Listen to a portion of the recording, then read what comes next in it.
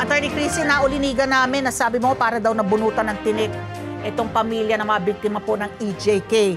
Nakamonitor kayo, pasabog, ano po, yung testimonya ni retired Police Colonel Royina Garma, dating General Manager po ng PCSO. At di umano nga, lumalabas po talagang malapit daw, di umano, kay dating Pangulong Rodrigo Duterte. So, you know, people are surmising, since she's that close to the former president, talagang ano siya, close in, ano? Na malapit siya talaga, so she would know. Yung credibility po ng resource person ng Quadcom, how do you assess that? Yung, kasi nga, sworn, no? Under oath po yung mga, ano niya, yung mga sinabi niya. Attorney. As to the statement regarding the reward system, credible. Kasi siya yung may alam, siya yung nautusan, at kinukumpirma niya yung mga dati nang nasabi. Kaya yun yung part ng, kumbaga, labas sa pagkatao niya, kung ano yung sinasabi niya, pareho din sa sinabi na noon. Meron tayong witnesses noon na DDS daw mismo. So dating mga hitman, si Las Cañas, si Matobato, na kinikwento yung nangyari mismo. Ganito po ang proseso. Kung ganon, ang kulang na lang ng mga, kumbaga, piece of the puzzle ay si Leonardo mismo, o kaya si President Duterte, o kaya si Bongo, na sabing, totoo nga yan. Kumbaga, nagsasarado na yung kwento. We have all the parties involved in the picture already. Ang tanong ng marami kasi nga yung credibility, dahil siya rin ba nagpatupad ng war on drugs? Siya ba? Ganito.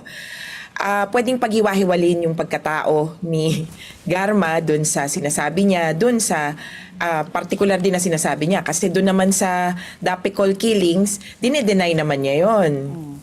Kaya as two pieces of the puzzle, itong portion tungkol sa reward system, para sa amin, maniniwala at naniniwala kami rito. Okay. So yun na nga, no? Pag-usapan natin yung reward system na sinabi nga ni Garma na nung tinawagan daw siya po ni former President Duterte, pinapagaya yung Davao. So is this an affirmation that there was also a reward system po sa Davao? So how does it translate now when we make it on a national scale? Ako yung iniisip ko, saan po kumuha ng pondo? Kasi nga, 20,000 para sa mga street pusher, tapos ganun kataas, no, hanggang 1 million para sa mga sinasabing mga drug lords, manufacturer, chemists. Saan po ito nanggaling po? Mismo ba sa pondo ng presidente, sa Intel fund niya, sa discretionary fund niya? Natuntun nyo na ba kung saan nanggaling po ito? Tungkol dyan, hindi pa namin na hanggang hindi nagsasalita yung mga nasa Malacanang, palagay ko hindi pa namin malalaman yan.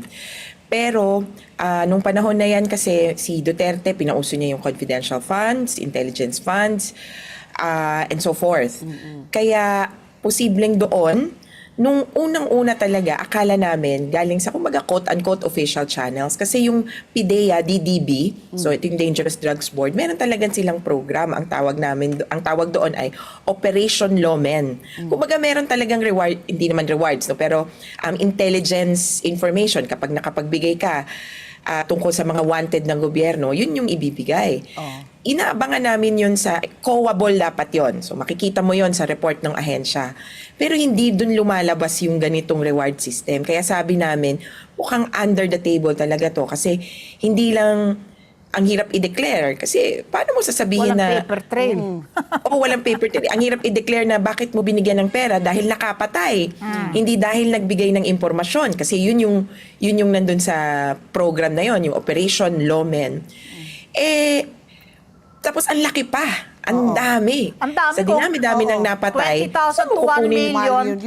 Ibabayad mo from anywhere to 6,000 to 30,000. Depende which figures you Kaya would. nga, if you just look at the conservative figure, 6,000. O Ang gaano masaklang kadami na nito, yun. at Attorney Chrissy, regardless kung galing sa CIF, Confidential Intelligence Funds, o sa pondo ng PIDEA, are you saying baka galing pa sa tax na binayad natin?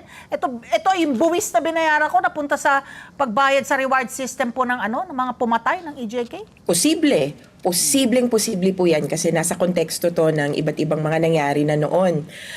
Kapag may operation, good job, kukunin yan sa isang parte ng budget ng ahensya na kumbaga parang savings o baka hindi nagalaw o iba yung deklarasyon. Ang pondo ng gobyerno naman talaga madaling gamitin at ginagamit ng mga politiko para sa kung saan gusto nilang paglaanan. Kaya talagang dapat maging mapagmatsyag. Sabi nyo nga kanina, pinag-uusapan yung 2025, 2028. Nako! Talagang maging mainit tayo sa pagtingin kung sino hahawak sa kaban ng bayan. Pero labas dyan, dito sa lumalabas sa Quadcom, mukhang may pera rin from, illegal sources or questionable sources. Kasi lumalabas na ito palang operasyon na to, mas malaki pa, may pogo pa, meron pang kung ano-ano pang gambling and other sources of money. Tapos, merong pahaging na dati na nating narinig na may drug trade syndicate na nag-ooperate from Davao. Ang tanong, gaano ka-involved doon yung Duterte family? Are they just protectors or are they the operators or are they the ones in charge of this drug syndicate? Yung Chinese mafia or Chinese group na under Michael Yang na sinasabi. Wala pang testimonya tungkol dyan. Pero habang haka-haka yan, talaga ang taong bayan mapag-iisip. Galing ba sa pera ko? Galing ba sa pogo? Nagpera rin ng taong bayan? O ng Chinese nationals? O sa illegal na droga ba talaga? Sana ba talaga? Let's get together.